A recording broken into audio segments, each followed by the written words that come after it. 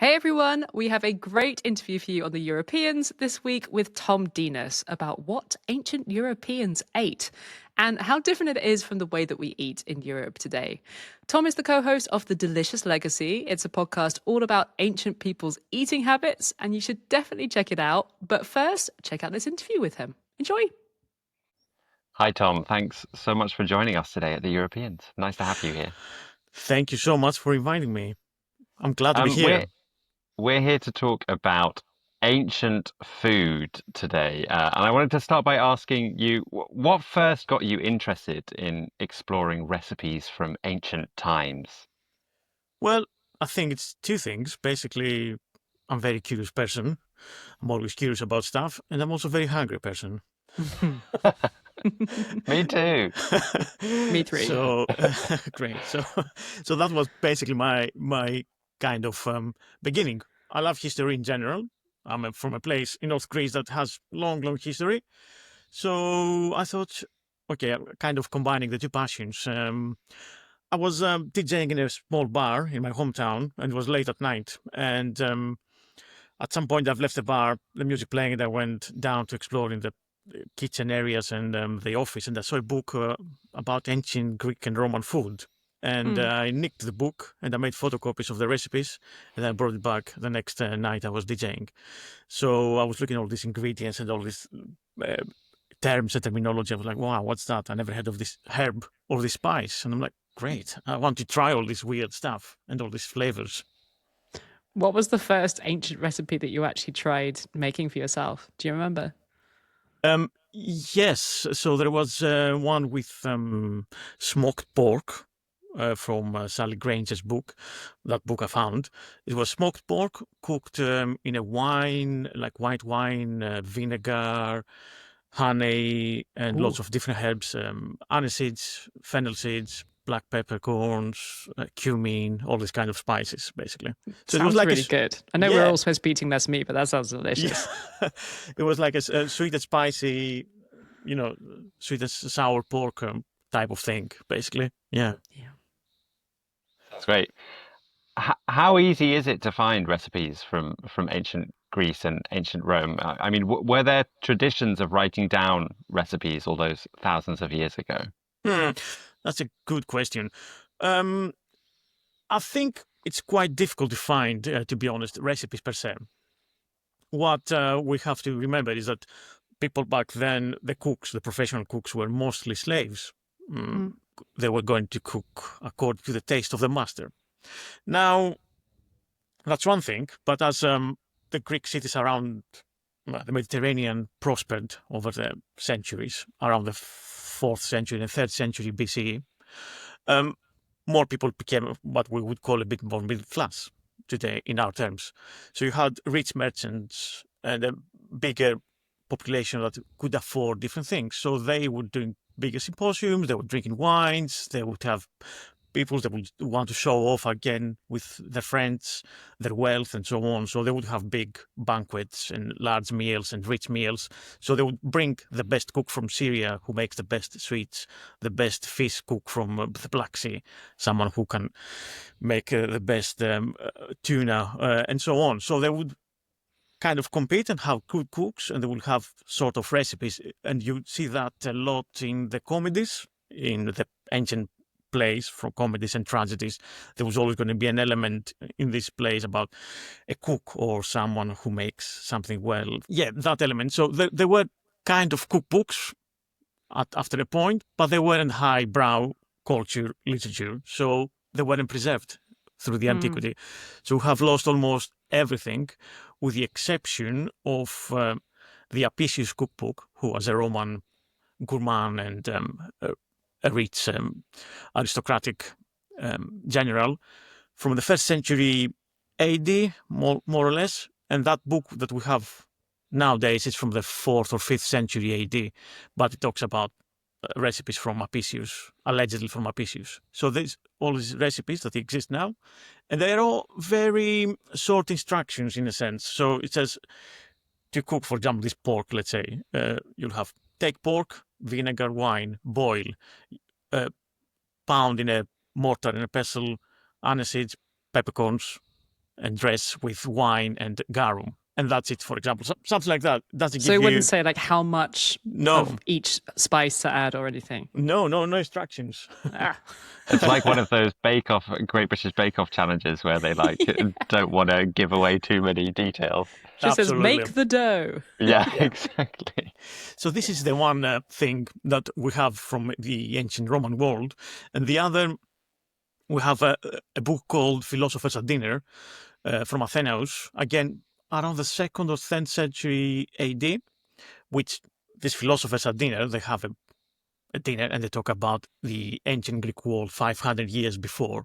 They talk all about all these different philosophers and gourmands and cooks. And it talks about somebody called Archestratus. So Archestratus is supposed to be this ancient gourmand, the kind of guy who travels from the one end of the world to the other end of the world to find the best ingredient, the freshest ingredient at the right time of the year and eat it and see how it tastes and how you can write about it and comment about it. And so it's something sort of like an Anthony Bourdain of the ancient world. And we have fragments from his book called Life of Luxury. And that's the only other thing that we have. And basically talks about the freshest fish from Carthage, which is in nowadays Tunisia, or the best tuna from Spain. Comments about rich cheese sauce with fish is very much of a Sicilian, Greek Sicilian, because they're fancy, they're rich, and they want to make it cover the flavor of the fish with all these rich sauces. You just want cheese sauce with fish. Ooh. Yeah, it was a thing. Katie thinks that sounds fine. I'm okay with that, yeah. But I was wondering, Thom, I mean, when you're recreating a recipe from ancient Greece or ancient Rome, is it always possible to find the ingredients that you need? Are there some things that have just disappeared over time? There is definitely one thing that disappeared. We can talk about that. And that's called Silphium. It's a plant which we don't know exactly what it is. Some kind of relative of fennel, some ferula, some kind of that plant. And allegedly, it only grew in Cyrenaica, which is the ancient province in the north of Libya. Today now is Libya. So that was a Greek colony there. And it only grew there, allegedly. And the last one was eaten by Emperor Nero. The last plant. Wow. Allegedly. That's a very Nero thing to do. Yeah.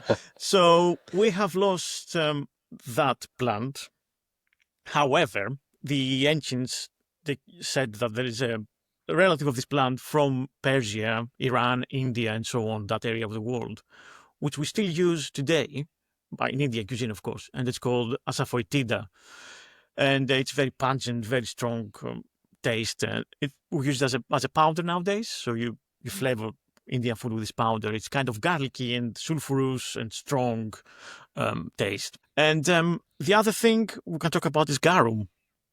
Have you heard about garum at all? Heard of garam masala? Is it the same family or is it completely different? No, completely different thing. So garum is the most famous sauce in the ancient world. It was like they would use it on everything, like we would use nowadays ketchup. But garum was made from fermented fish guts, basically. So it's like a fish sauce from Fish Thailand. sauce. Yeah, from Thailand and Vietnam, that kind of thing. Pungent, very strong, obviously, salty, umami, and it was used in different grades. So they had different grades. So the most expensive one was like a few drops on to flavor your meal. You will have the slave or the cook handing you the bottle, the little alabaster of sauce. Take it, flavor your food, and they would go for like hundreds and hundreds of pounds, if we say in today's money. Wow. And that was something that was very popular in the ancient Greek and Roman world, and that went out of fashion around Middle Ages and hasn't come back really. Why do you think it's not come back? It sounds like something that could have a second wave. Yeah, I know. There is a bunch of archaeologists in Spain, in Cadiz, and in Portugal, that they recreate the ancient garum. So they found remains from big garum factories there. They would have like the ancient Romans, basically, they would have all these big factories to create a garum. And you can find it on sale online, and it's really good. I hope it takes off and people start using it a lot more, and you'll have some commercial production because it's just great. I mean, on the flip side, is there an ancient dish that you have recreated that's made you think, okay, this is disgusting, this deserves to be confined to the dustbin of history? That's a good question. Dustbin of history. Ooh, I mean, it's. Let me think about that. So I've done the fish whole sea bass covered in cheese sauce. The cheesy fish is coming back, I'm pleased. Dominic's nightmare. And it was like, you make it. It sounds alright. Like it's a cumin and pecorino cheese sauce with a bit of vinegar. So you mix it all together. You make a paste, and then you cover the fish with that paste, and then you cook it in the oven or in a very hot clay oven or whatever. And then obviously the fish kind of steams, like if you had it with a salt crust, if you bake it on salt crust. So that would be interesting. But then again, yeah, do you eat the crust with cheese sauce? And it's very expensive cheese. Like, you're not going to waste it away. So there's so many better things you can do with pecorino. So it kind of works, but it's not exactly the most amazing dish. I mean, as a novelty thing, you would do it and you would probably serve it and have fun with it. But I don't think it works as great. So, Thom, I'm going to give you the opportunity to go back in time. If I gave you one opportunity to make one culinary time travel trip, one culinary time travel trip within Europe, how far back in time would you go, and where would you travel to? Sounds like a blind date question, like from the. Yeah.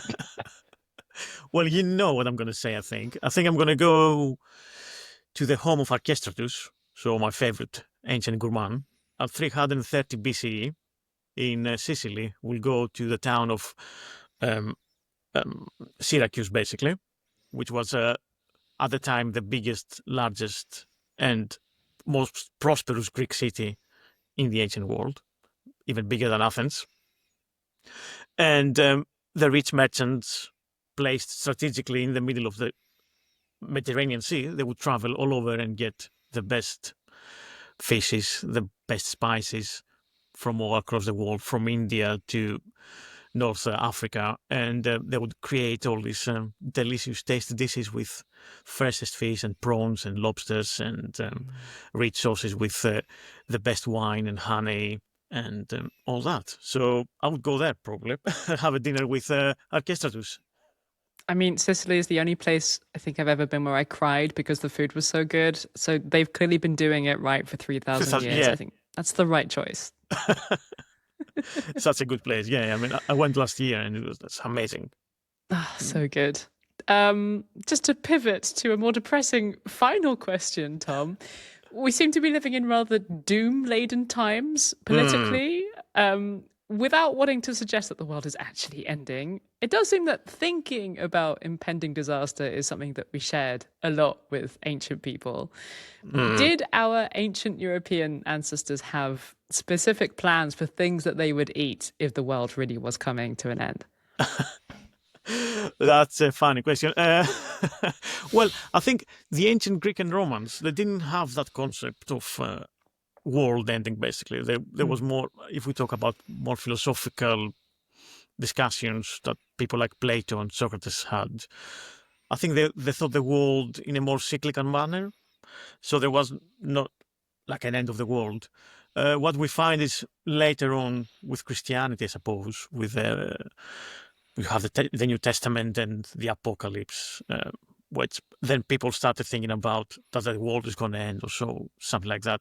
And then I think that came more from the monks and from the ascetics that they lived in the desert and they prayed and they lived very frugally and they were thinking about all these things a little bit more. So from there you have these apocalyptic, let's say, world-ending ideas coming from a bit more often. But if I was a monk thinking of the end of the world and I want to cleanse my soul and go to heavens, I guess I would eat one of the favorite foods, which would be like a lentil soup flavored with olive oil, onion, and cumin. And I think that would be what they would suggest if I want to go to paradise. So very virtuous last meal and Yeah, packed so- with protein. So yeah, good so energy. I think that would be it. And it's not my last meal of choice, but you know what? Monks, not- you do you. Yeah, exactly. You do you, monks. I love a lentil soup.